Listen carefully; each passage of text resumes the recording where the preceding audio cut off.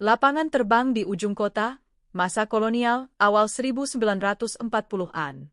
Namaku Sutrisno, cucu dari seorang mekanik pesawat zaman Hindia Belanda. Pada suatu sore yang panas di Jakarta Timur, aku berdiri di tanah yang kini ramai oleh pesawat jet, taksi, dan gedung terminal modern. Namun, di masa kakekku, tempat ini hanyalah hamparan tanah luas, berdebu, dan nyaris tanpa pagar. Orang-orang menyebutnya lapangan terbang Tjililitan. Pada awal abad ke-20, kawasan Halim masih berupa kebun, rawa, dan lapangan kosong. Pemerintah kolonial Belanda membangun lapangan terbang ini bukan untuk kepentingan rakyat, melainkan sebagai titik strategis militer dan pos penerbangan penghubung Batavia dengan wilayah lain di Hindia Belanda. Saat itu, pesawat bukan alat transportasi massal, melainkan mesin perang dan simbol kekuasaan. Kakekku, Sastro Wiroharjo, hanyalah seorang pribumi yang bekerja merawat mesin pesawat baling-baling milik militer Belanda. Ia sering bercerita bagaimana suara pesawat terdengar seperti petir panjang yang membelah langit. Tidak ada terminal, tidak ada menara kontrol seperti sekarang. Hanya barak kayu, hanggar seng, dan tentara bersenjata.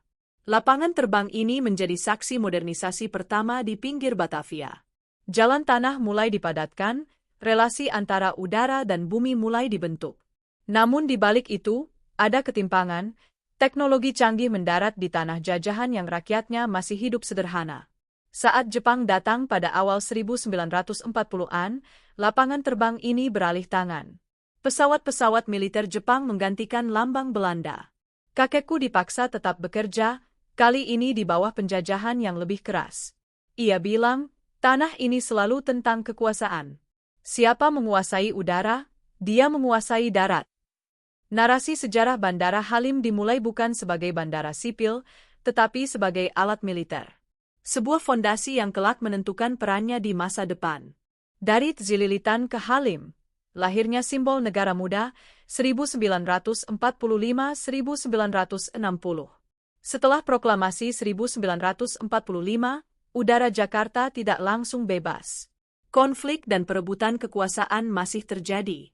Lapangan terbang Tjililitan menjadi lokasi vital bagi logistik dan pergerakan militer Republik yang baru berdiri. Saat itu, ayahku Wibowo Sutrisno, masih remaja, sering melihat pesawat mendarat membawa tokoh penting dan bantuan rahasia. Nama tempat ini kemudian berubah menjadi Pangkalan Udara Halim Perdana Kusuma untuk mengenang pahlawan penerbang Indonesia yang gugur mempertahankan kedaulatan. Perubahan nama ini bukan sekadar administratif, melainkan penegasan identitas, dari alat penjajah menjadi simbol negara merdeka. Pada era ini, Halim menjadi jantung kekuatan udara Indonesia. Pesawat-pesawat TNI AU hilir mudik, latihan dilakukan siang dan malam. Namun perlahan, Halim juga mulai menjalankan fungsi sipil terbatas. Pesawat tamu negara asing, diplomat, dan rombongan penting mendarat di sini.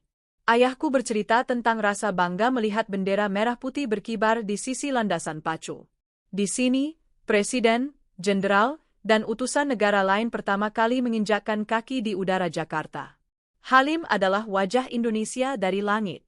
Pembangunan fasilitas dilakukan secara bertahap. Hanggar diperluas, landasan diperkeras. Namun Halim tetap dijaga ketat. Tidak semua orang bisa masuk. Bandara ini bukan untuk rakyat, melainkan untuk negara.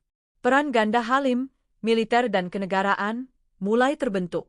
Suatu peran yang akan terus melekat hingga puluhan tahun kemudian.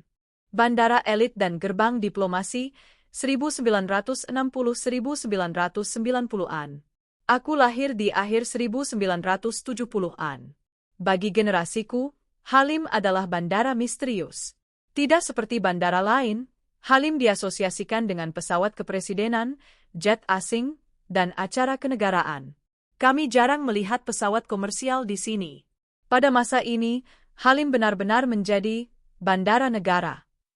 Presiden, wakil presiden, dan tamu kenegaraan selalu tiba melalui Halim. Jalan sekitar bandara sering ditutup mendadak. Warga hanya bisa menunggu iring-iringan mobil hitam melintas. Ayahku yang bekerja sebagai teknisi sipil pernah masuk area terminal khusus. Ia bilang, suasananya sunyi tapi penuh wibawa. Tidak ada keramaian, tidak ada pengumuman penerbangan seperti bandara umum. hanya protokol dan pengamanan ketat. Di sisi lain, peran militer tetap dominan. Latihan udara sering terdengar. Halim menjadi bagian penting dari pertahanan Jakarta. Bandara ini seolah berada di dua dunia, dunia sipil kenegaraan dan dunia militer strategis. Halim juga menyimpan banyak peristiwa penting, kepulangan jenazah pahlawan, kunjungan pemimpin dunia, hingga operasi rahasia yang tak pernah masuk buku sejarah. Namun perubahan kota tak bisa dihentikan. Jakarta tumbuh, pemukiman mendekat. Halim yang dulu di pinggiran, kini berada di tengah kota. Tantangan baru mulai muncul. Terbuka untuk rakyat, kontroversi dan penyesuaian, 2014-2019. Saat aku dewasa, keputusan besar diambil, Bandara Halim dibuka untuk penerbangan komersial terbatas. Langkah ini diambil karena Bandara Utama Jakarta tak lagi mampu menampung lonjakan penumpang. Reaksi publik beragam. Ada yang senang karena Halim lebih dekat ke pusat kota. Ada pula yang khawatir tentang keselamatan, kebisingan, dan tumpang tindih dengan fungsi militer. Aku pernah terbang dari Halim. Rasanya aneh, bandara yang dulu terasa terlarang, kini menjadi tempat check-in biasa. Namun nuansa militernya tetap terasa. Prajurit berseragam masih berjaga, pesawat militer masih parkir tak jauh dari pesawat komersial. Halim berubah, tapi tidak sepenuhnya. Ia menyesuaikan diri tanpa kehilangan jati diri. Ini bukan bandara rakyat sepenuhnya, bukan pula pangkalan militer murni. Halim hari ini, antara sejarah, strategi, dan masa depan. Kini aku berdiri sebagai saksi generasi ketiga. Dari kakek mekanik kolonial, ayah teknisi republik, hingga aku yang menyaksikan Halim di era modern. Bandara Halim Perdana Kusuma adalah cermin perjalanan Indonesia. Dari penjajahan, kemerdekaan, kekuasaan, hingga kompromi kebutuhan kota modern. Ia tidak sekadar bandara. Ia adalah saksi bisu sejarah udara Indonesia. Landasan yang sama pernah didarati pesawat penjajah, pesawat revolusi, pesawat presiden, hingga pesawat rakyat biasa. Masa depan Halim mungkin terus berubah. Namun satu hal pasti, setiap deru pesawat yang lepas landas membawa jejak sejarah panjang yang jarang disadari penumpangnya. Dan cerita ini adalah salah satu cara agar sejarah itu tidak pernah benar-benar lepas landas tanpa dikenang. Bandara Halim Perdana Kusuma bukan sekadar tempat pesawat datang dan pergi. Ia adalah saksi perjalanan Indonesia dari masa penjajahan, kelahiran republik, hingga tantangan kota modern. Setiap landasan, setiap deru mesin, menyimpan cerita tentang kekuasaan, perjuangan, dan perubahan zaman.